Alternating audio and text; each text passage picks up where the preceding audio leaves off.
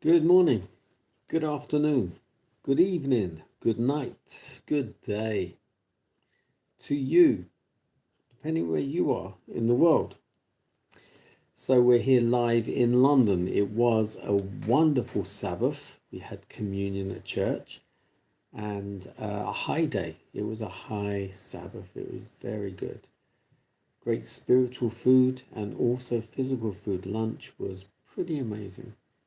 So Sabbath was great and a great Saturday evening to one and all. To you, we're live in London. As I said, we're doing our nighttime devotion. The title today from the devotional Conflict and Courage is Not God's Way.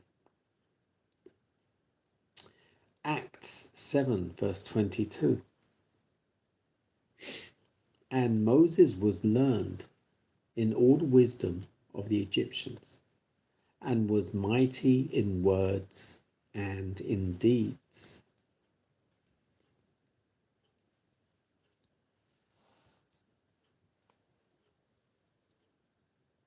Moses supposed that his education in the wisdom of Egypt had fully qualified him to lead Israel from bondage. Was he not learned in all the things necessary for a general of armies? Had he not had the greatest advantages of the best schools in the land? Yes, he felt that he was able to deliver them. He first set about his work by trying to gain the favor of his own people by redressing their wrongs. He killed an Egyptian who was imposing upon one of his brethren. In this, he manifested the spirit of him who was a murderer from the beginning and proved himself unfit to represent the God of mercy, love, and tenderness. He made a miserable failure of his first attempt, like many another. He then immediately lost his confidence in God, turned his back upon his appointed work. He fled from the wrath of Pharaoh. He concluded that because of his mistake, God would not permit him to have any part in the work of delivering his people from their cruel bondage. But the Lord permitted these things that he might be able to teach him the gentleness, the goodness, the long suffering, which it is necessary for every laborer for the master to possess.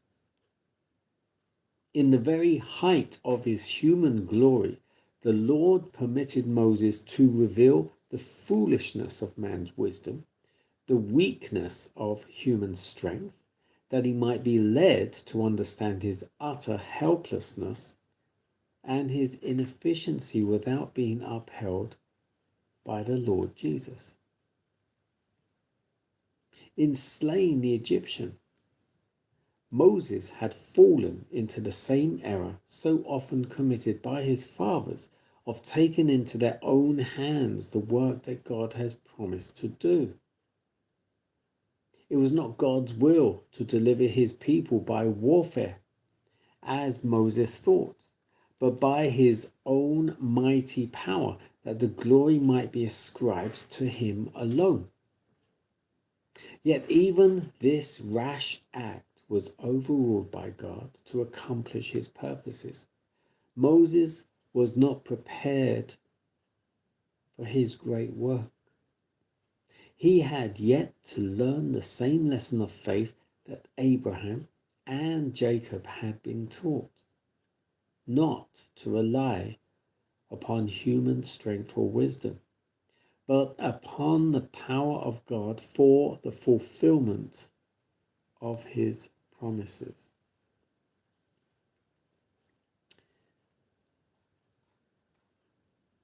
Not God's way.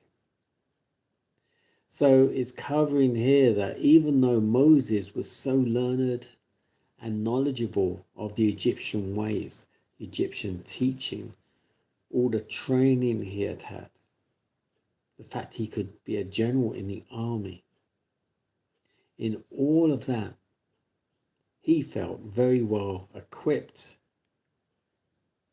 and qualified to lead the people of Israel out of Egypt.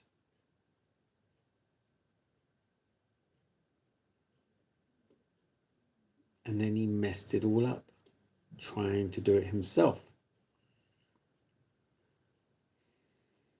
proving himself unfit to represent the God of mercy, love, and tenderness. And if you notice here, it said that it was not God's will to deliver his people by warfare as Moses thought,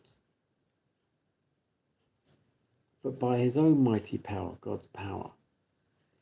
So, according to this, Moses was under the impression he could deliver the people by warfare. Now, isn't that just exactly what the disciples thought when Jesus came? That Jesus would take over Jerusalem and be their king, basically overthrowing in whatever way was going to happen the Romans. But they misunderstood, just the same as Moses. God said, no. This isn't the way I'm going to do it. I am going to do it, but not the way you think. You just stay behind me and follow my lead. Do as I say. Exactly the same as you had to do with the disciples, as God had to do with Moses. No, you don't have to go and kill an Egyptian. You don't have to cause any problems in that was in your way. You just do what I say.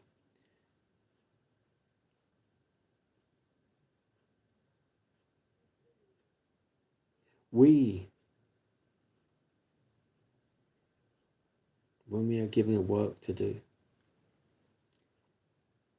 we don't then, well, not all of us, seek God and say, well, how do you want me to do this? We then make up our own plan, which is then probably totally wrong, and then expect it to happen in our way of doing it. But it could well be God had his plan with Joseph, and Joseph had to go through all the nastiness and problems he had to go through to get to where God wanted him to be. Same as Jacob. Same as Isaac. Same as Abraham. Same as Jesus.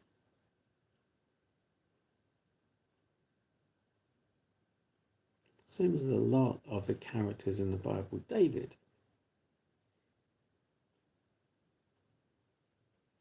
If you look at all the characters in the Bible, and I'm not obviously comparing Jesus to all of them, because that was a whole different scenario, but he went through what he had to go through to be where he had to be.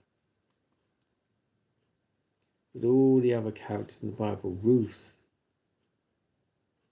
Deborah, even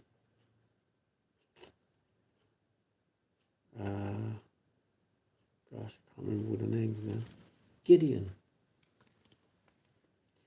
They had to go through the things they had to go through